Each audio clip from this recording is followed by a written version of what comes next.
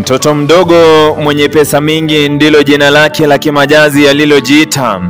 Wengine walimuita Chief Godlove, wengine wakamuita tajiri wa matajiri. Kijana mdogo kutoka Mbeya, Tanzania, mwenye umri wa miaka 29.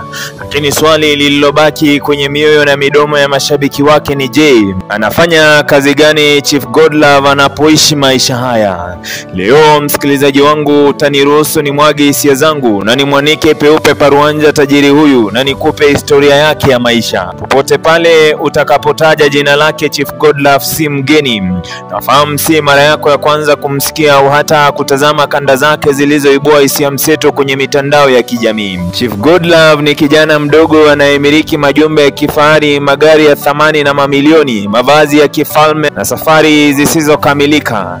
Amewasaidia wengi, hususan watoto yatima na wale wasiojiweza. Chief Godlove amekuwa nuru kwa waliokata tamaa. Amekuwa si tu tajiri wa kujivuna, ila tajiri mwenye huruma. Ametoa ushauri kwenye mitandao ya kijamii, amehamasisha vijana, si tu vijana ila hata familia. Msikilizaji wangu, iwapo umjui Chief Godlove, naomba umfuatilie kijana huyu ili ukaweze kumfahamu. Sijui maoni yako ni yapi kwa kijana huyu, ila turuhusu leo kama tasnia mzima ya Sauti ya Dhahabu na unisaidie kabisa kumuongera na kumpongeza.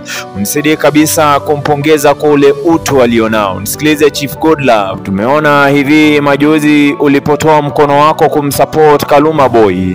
Kutoka kwa tasnia mzima ya Sauti ya Dhahabu tunakuongera sana. Maisha marefu tunakutakia, zile ndoto zako zote zikaweze kutimia. Hii ni Sauti ya Dhahabu. Jina langu ni Kelvin.